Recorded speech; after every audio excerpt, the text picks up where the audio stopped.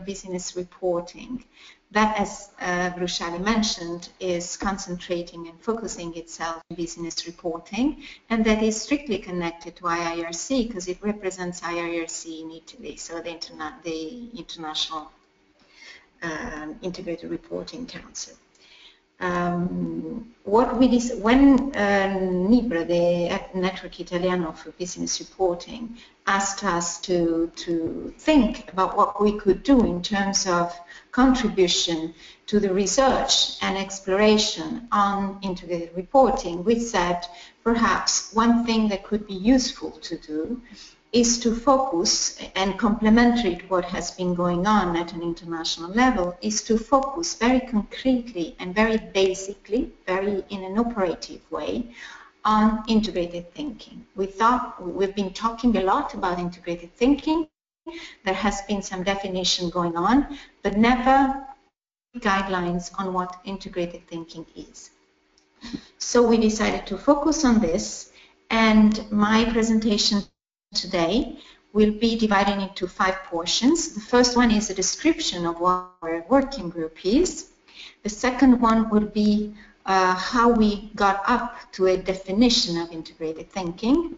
The third one is the cultural change methodology that we decided to adopt and that we decided to base our work on. The work plan that we undertook as a working group, and then finally and eventually what came out of our work plan and what we describe as the storytelling of the integrated thinking journey. I would like to focus on the fact, to put your attention on the fact that we are in the middle of the work, so everything that we're sharing is under progression. So we will be sharing with you the first evidences coming out from our work. So what is our working group? First of all, it's a multi-stakeholder initiative that consists of 19 members. Some are associations, for example, the Financial Analysts Association, the Independent Directors Association. Some are consulting firms of different sectors. For example, there are accountants, there are change management consultants, there are communication consultants, and then there are companies, both listed and not listed, that represent a number of different industries. So telecommunication, goods and services, so large distribution, tourism, finance, manufacturing.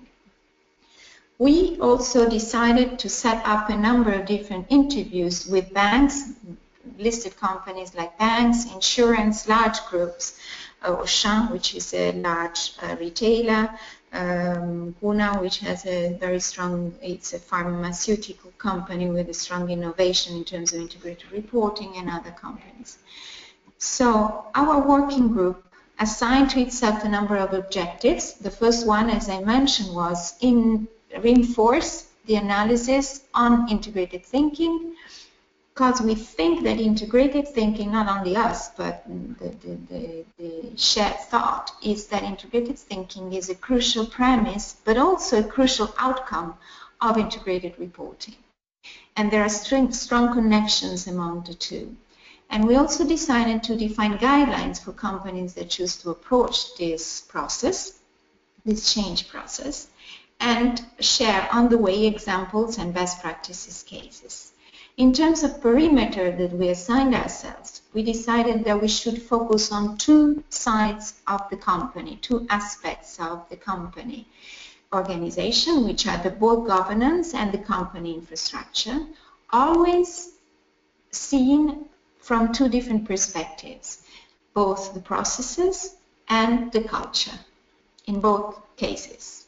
And the definition of our guidelines was perimetered in a way for the first part, with this first part of work, on listed companies. In terms of output, we assigned ourselves, we started to work in September, and we decided that by March, by the first quarter of this year, we should be publishing a simplified, easy-to-use guide to integrated thinking for companies who wanted to undertake this journey on their own.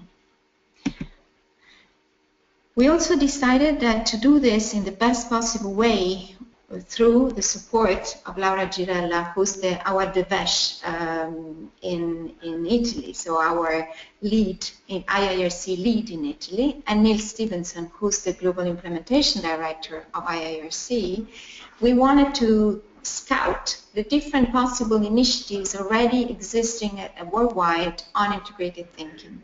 And so we started scouting, and through the scouting we got in touch with Rishali and Devesh Rupatir and the work that you as a working group are doing in India on reporting, but also with other interesting stakeholders in South Africa, and in the US in IFAC, with IFAC, the International Federation of Accountants. In terms of methodology that we decided to share, like all the change management methodology, it needs to be it needs a facilitator, but the work needs to be taken responsibly on by the people working into the company or into the group, in order for they to feel it and participate, engage on the work that they're doing. So we decided to set up a YAMA community, of which our working group, but also all the different stakeholders, and you are invited to take part into our YAMA community on the working group activity, could be used in order to share documents, shared bibliography, shared updates, shared draft reviews of our work.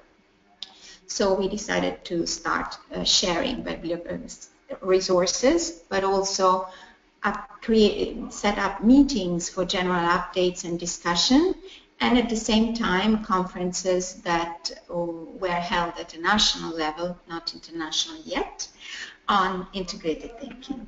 One was held last October at the Italian Stock Exchange. And so we came up with a definition of integrated thinking that is very consistent with this. You see here on the slide is the definition, the traditional definition of integrated thinking by IIRC. The active consideration by, sorry, but I have a piece of the by an organization of the relationship existing between its various operating and functional units and capitals that affect the organization, but they affect the creation of value of the organization. What is important is that we decided to go ahead with this elaboration, and different things came out through our work that are quite consistent with what we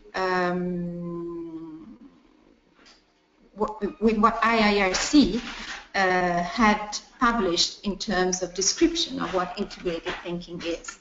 So integrated thinking leads to a better decision-making process. And in fact, when my nephew asked me, but what are you doing? A few days ago, he asked me, but what are you doing as your job? I said, perhaps just to make it very easy for you, I help bosses in companies, so your boss, your mom, buy the right produce at the market, so the best produce based on the price in the market, not only considering the quality, if it's good, if it's very good, but also considering what that produce produces in terms of consequences of harms to any people involved in making it.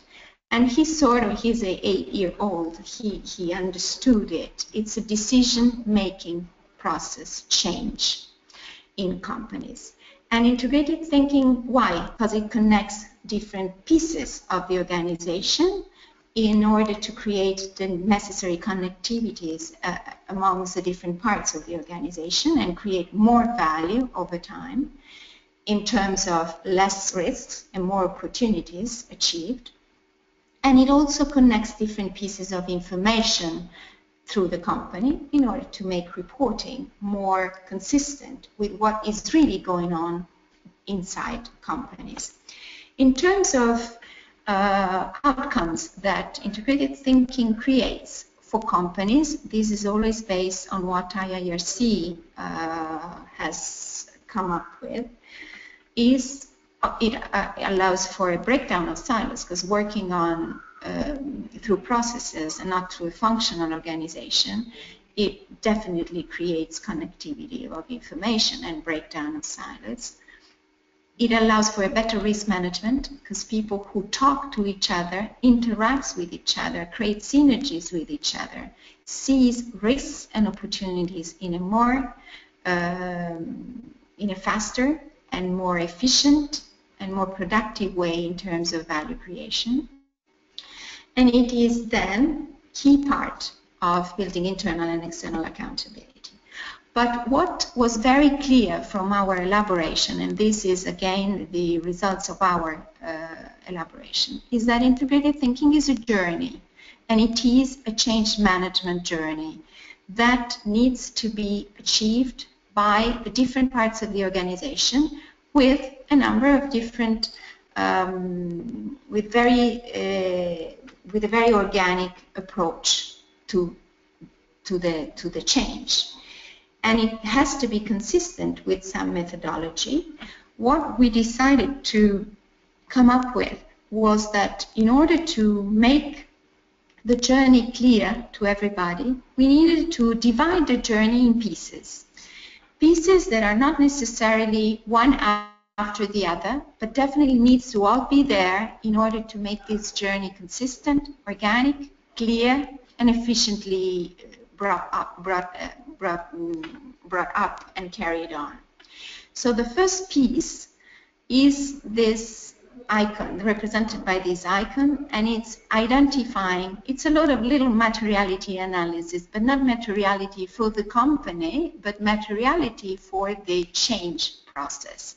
So identify what are the issues that are at stake for a change process, what could be the resistances, what could be the opportunities that on which to build the change process, and the stakeholders, the relevant stakeholders, both at an internal and an external level in the company. The second piece of our integrated thinking journey are the leaders. They are not the second, they are another piece. But definitely identifying the right leaders for the change is key to make the change happen. Our data, our research data tell us, in terms of change management expertise, tell us that research on change management tell us that without committed leaders, 85% of change processes fail. So the component of identifying, the piece of identifying leaders for the change and engage them is key to make the change happen. The third one is another key components of change, which is identify the right KPIs to drive, to lead the change process.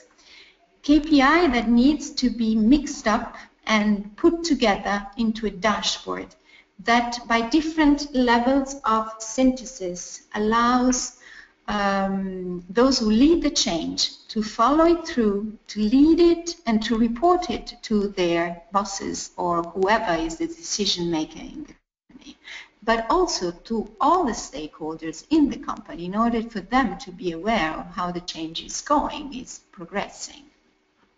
The fourth component, the fourth piece, is the actions. After having identified the right issues, the right stakeholders, the leaders, and engage the leaders, the KPIs that we want, the goals and the KPIs with which we want to measure our progression, we have to set up an organic, holistic change plan consisting of different engaging actions and initiatives in different areas of in different pillars. So there is internal communication, external communication, there is training, education, there are leadership actions, there are task forces, specific task forces on specific commitments that the company has that could be relevant and breaking through for the change and so on.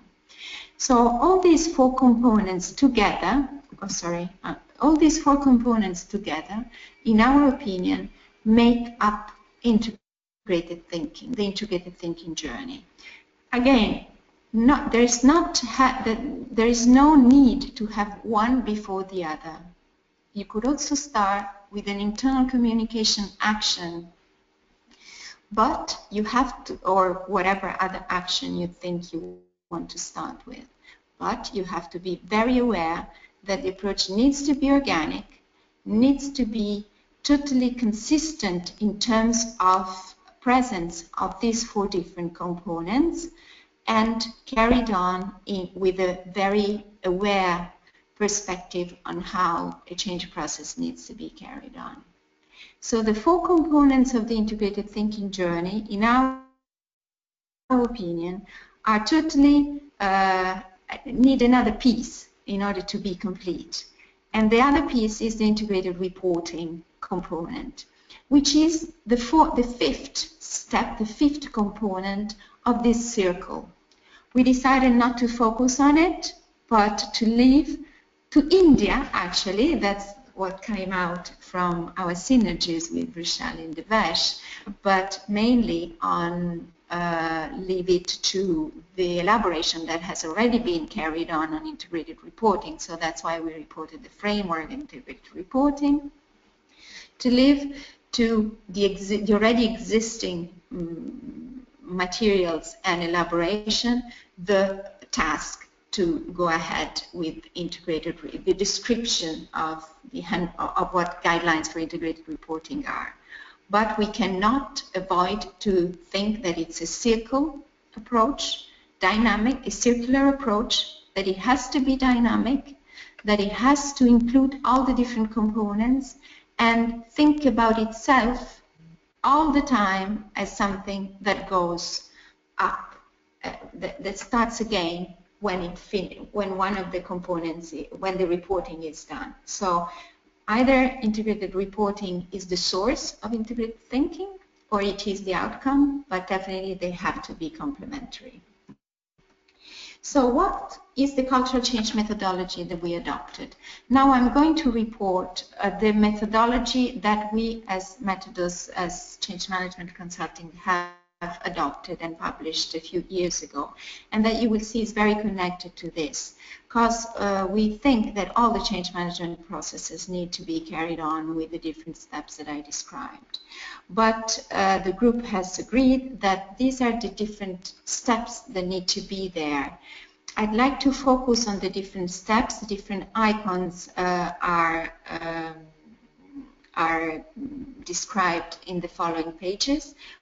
For each of these icons, there is the description, the title of the action. So listening to stakeholders is the first, identifying the goal of the change and verify the change readiness, for example. For each of these, then, there is the number of a set of questions that we should ask to ourselves when undertaking this task of identifying issues and stakeholders to define the goals of change and verify the change readiness. And for example, in this specific session, one question could be, what are the challenges we must overcome and the things we should work on to obtain change? What are the critical issues? What are the internal and external stakeholders in each of these areas? Because we think that the organization is porous. So internal stakeholders can become great external ambassadors. External stakeholders can become great internal pusher of the change, booster of the change. And so change readiness needs to be addressed. And I'll go through these very quickly, but just to give you the idea, for each section there are questions and activities that could be undertaken. And again, for the leaders, questions and activities that could be undertaken. For the monitoring and leading, so the KPIs and the dashboard, questions and activities that have to be undertaken. I'm going fast because we have, I think, 10 more minutes. Correct, Roshali? Unmuted. Yes, you could go ahead. We have 10-15 minutes. Okay. So if in case we go back to these, if you want to go into more depth into some of these, but engagement and change plan, what are the tools that need to be activated to address the right change? and the reporting, consolidating, and why is reporting so important in a change? Because, of course, you have to think about what you've obtained in order to decide what you can obtain in terms of change and evolution of your company in the future. So integrated and sustainability reporting at a company level can be good in terms of, can be the last component of our methodology. In terms of contents, I go back to what was our work plan. So based on the methodology that I described and the questions that we set to ourselves, that we asked ourselves when undertaking this effort, we decided that 4 different task forces, remember there are 5 components, one is integrated reporting. We decided to focus on the first 4, so issues and stakeholders identification, leaders in identification and engagement, dashboard and measurement and KPIs, and action plan. Based on this, our 4 questions created in us the lead to go for the creation of 4 task forces. 4 task forces that were multi-stakeholders and that had to focus on the 4 different, on creating the answers to the questions that we had identified as key in the setup of a change process like the integrated thinking journey. So what came out of the work of these 4 task forces? What I'm going to show you now is the very first draft of our work, so please do not consider it the final presentation.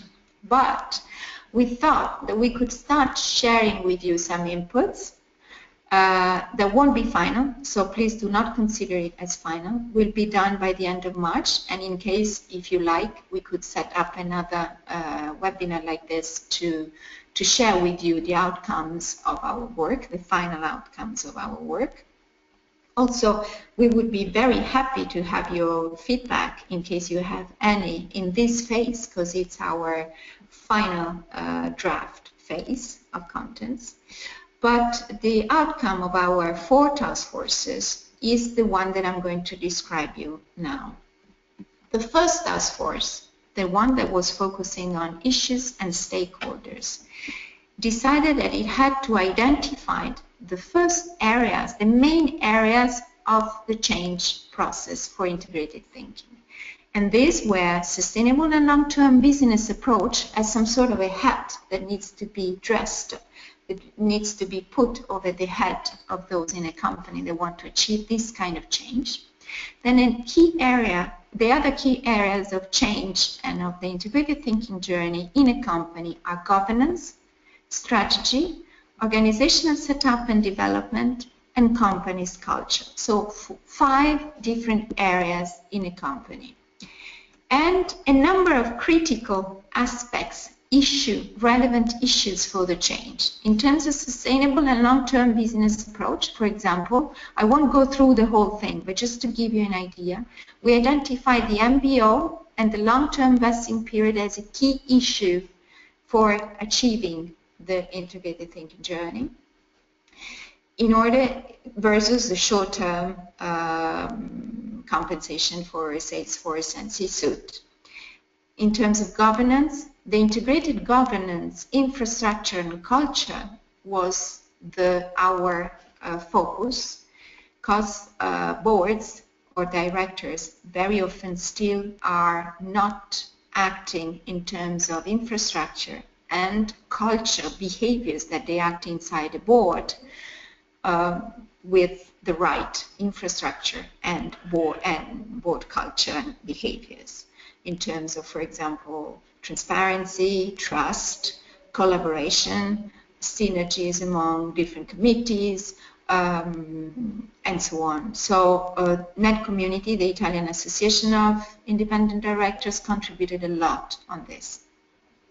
In terms of strategy, how has the industrial plan needs to be reread, refocused on both the input and outcomes coming from 6 different lenses and not one only as the economic and financial forms of capital, because there are 6 different lenses that contribute to the value of a share.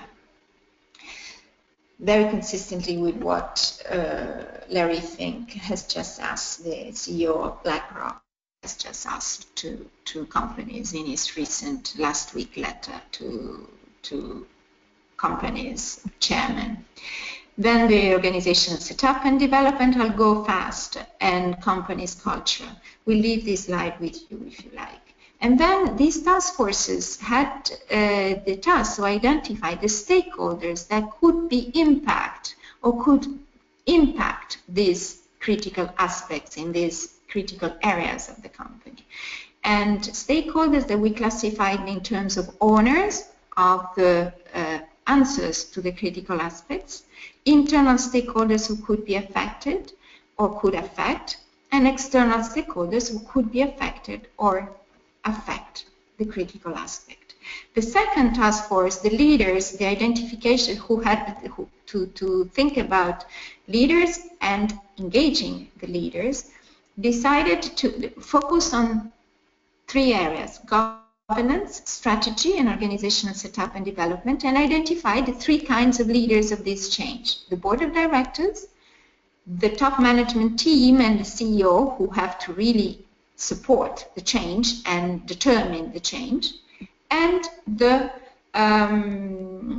steering committee of the change, the director of the change, which is not a person but a team, and if possible, wherever possible, we strongly advise it to be a multi-stakeholder, multifunctional team, cross-functional team inside the company, including CFO, including HR, including communication, including sometimes and very often investor relations, the GEC when there are issues related to governance arising.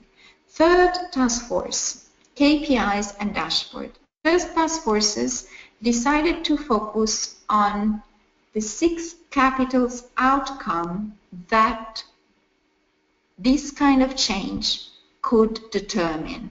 And for each of the areas affected by the change, in the different 6 capitals dimensions were relevant, so not necessarily all 6 for each of the areas, different outcomes were identified.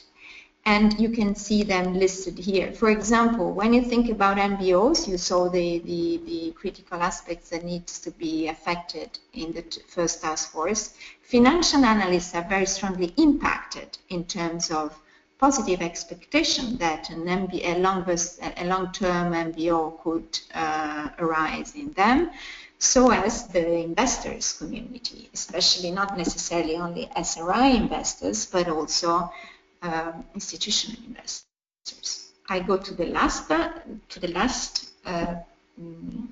task force. As mentioned, the actions for a change must not be single engaging actions. They must be part of a full portrait, of a full organic approach. And so for each of the different areas, critical aspects, stakeholders, our task force on actions identified the advised actions that could be undertaken in order to achieve the expected change.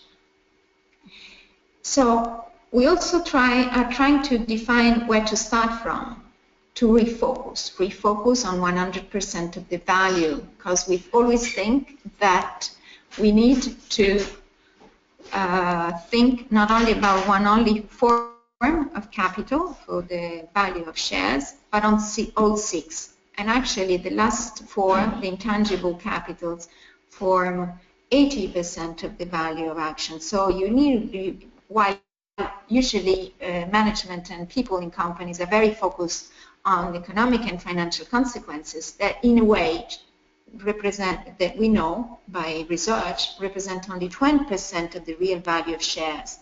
So there is the need to refocus the mentality, the decision-making process, and consequent actions of top management and company and people in companies at all levels, hierarchical and functional.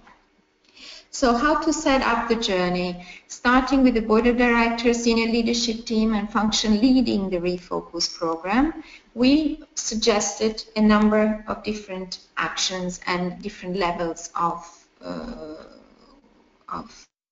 possible achievements, awareness, capabilities and practice, because you need to be aware first in order to then try to acquire the right capabilities, and then be so engaged that you on your own address the change, do the initiatives, behave consistently.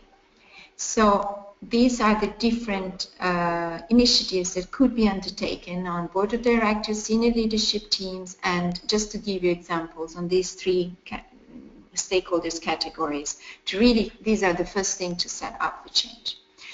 In terms of integrated thinking handbook, so this is again the first portrait that we came up with and that will be leading our presentation. In terms of next step, we will be presenting publicly the integrated thinking handbook by April. Then on May 18th in Italy there will be the first conference dedicated to integrated governance. And on May 24th, at the Stock Exchange, there will be the presentation of a research on integrated governance again. So these are significant steps of development in Italy on these issues related to integrated thinking, reporting, and governance. Thank you. I think we have 1 minute left. Thank you we are done. Thank you very much for this opportunity of sharing some of our work with you. Olivia, thank you so much. And we have 10 minutes more actually for question answers. So if you don't mind, there's a couple of questions that have come through, and if you can help kind of respond to those. Yes. So the first one is with regards to the change process that you outline. Culture change is a big portion of it, and the question is, what kind of culture are you trying to build, companies trying to build through this integrated thinking change process? So are there any defining attributes of an integrated thinking culture? And the second part of that question is, what are the key enablers and derailers that can help or prohibit this this change process? So the resistances and key factors that could boost the change process. Yes. This is the second question. Yes. Okay.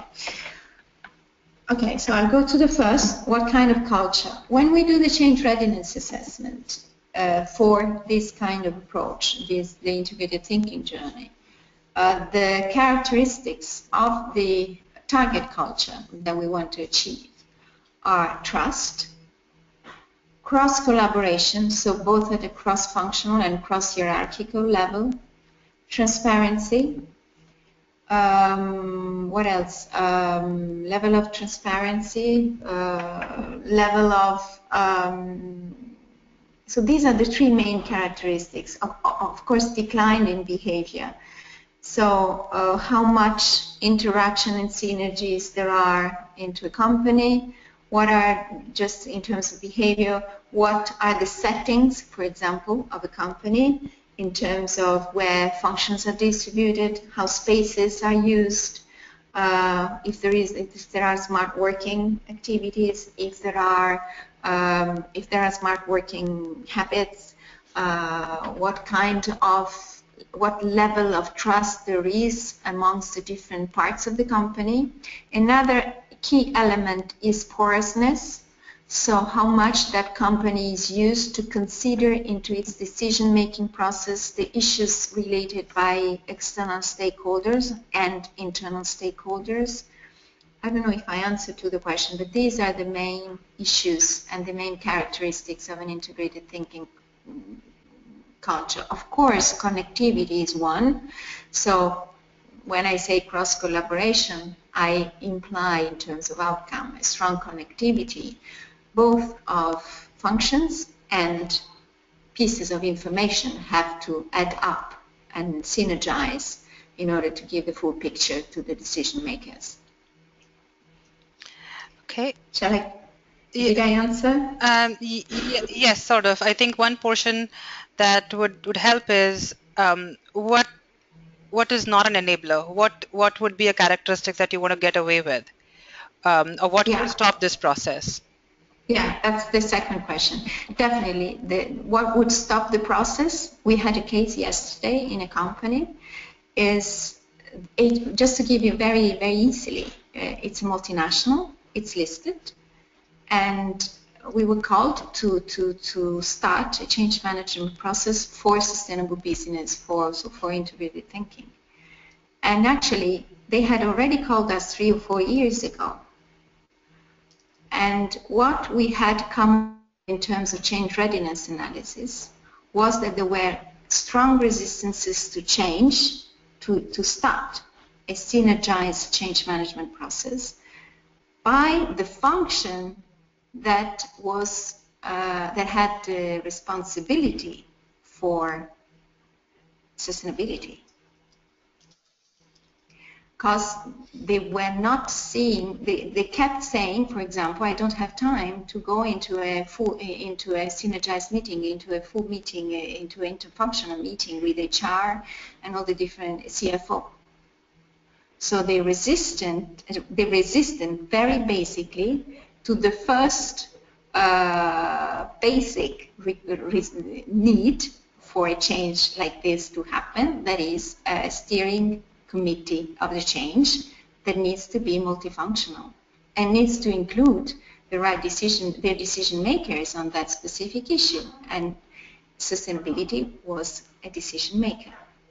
So resistances are the contrary of what I said. If when we do the change readiness assessment, we identify a low level of collaboration, no cross-functional collaboration, low trust amongst the people, strong perimeters and walls around the different functions, no transparency in terms of sharing of information, no ability or little ability to share with stakeholders, both internally and externally, the different flows of information.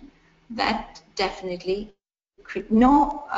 another important thing for integrated thinking to happen is the ability of strategy cascading, for example, because strategy must not stay at the top level. In order to have people engage at all levels, it needs, and aware that 6 capitals are part of the strategy, it needs to be shared at all levels, from top to the bottom and from bottom to top. And these are really key issues. So I told you about a very, very basic element of a behavior that shows resistance, but also about the different key behaviors that must not or that should be limited and could be very strong obstacles to the change. Okay. If I can move to the next, there's quite a few more questions. So I think what we'll do is we'll take a few and then the others, maybe I'll circulate the answers, get back to the right individuals. But let me go to the next quick one is, who actually, there's 2 portions of this. Who is the main driver of the thinking and the change management process that eventually leads to an IR? Do you think it would be the board, the CEO, or a leadership team member, or a certain departmental team member? And the second kind of linked question is, internationally, in your experience, which department owns this transition? Who drives it? Mm-hmm. Okay. The answer to the first question, who's the main driver, depends a lot on the level of awareness that exist in the different functions that you mentioned. So, for example, there is, in Italy, there has been a big change last July because the self-discipline code of the listed companies, of the committee for listed companies, decided to that boards needed to have a strong and fundamental role in the change. They really said it has to be a fundamental role in the change towards long-term and strategies and thinking and implementation of strategies. So theoretically, boards should be those who start the thinking about this. But the level of awareness amongst boards, both in Italy but at an international level, on the need to think in a connected way about the 6 capitals and about outputs and outcomes of decision making is very low. If you measure the change readiness on this specific issue in boards at an international level, it is very low.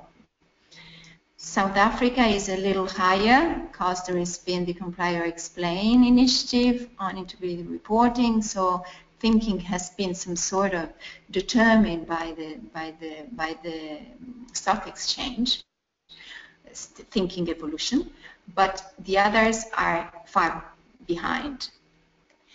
So theoretically it should be the board, but more often it's the CEO. And with different, anyway, they should have different perimeters, because the board should not make the long-term strategy. It should just give the input for the long-term strategy in an envisioning meeting. So board should become very good at envisioning long-term, should become very good at identifying what the possible scenarios are for the long term, should become very good at using different forms of capital in the risk mapping, and use risk mapping, things that very often they do not do because there is not the time for an off-site meeting, there is not the time, there are a lot of tasks into the board meetings and so on. So boards could be the one, but they're still behind. CEO are most frequently those that lead this kind of change, but lead this kind of change because they've been exposed to external best practices, peers that do it, changes that have come into other companies. So when in your question you were asking perhaps one person in the leadership team could be the source of the change, yes, that could happen, but it could be the person that leads the change together with the CEO and embarks in the change, engages in the change, its peers. But board can be need to be part of the change. For example, there is a very interesting international movement, which is the board materiality statement, that calls for materiality to be a task done under the responsibility of board of directors, which is quite new. But it's an interesting and very fastly growing movement. So things are, and institutional investors could really be, as an external stakeholders, good booster of this change in the face of, during a roadshow, for example, for the CEO and those who take part into the roadshow. Second question, internationally, who drives it? The leaders of a change are board in its perimeter, strategic envisioning, CEO, and the steering committee. The steering committee of change is a multifunctional group that is usually should be facilitated by someone who has change management expertise, facilitated, but led, in our opinion, by the CFO. Because in a way, so it's really an interfunctional, cross-functional collaboration that needs to happen. But I was talking with Statis of IFAC the other day, and he was saying, very good that you underlined the need for a CFO to evolve on this, because we think that it's a key issue for CFOs to evolve on 6 forms of capital mindset rather than just one. But of course, that's a big jump.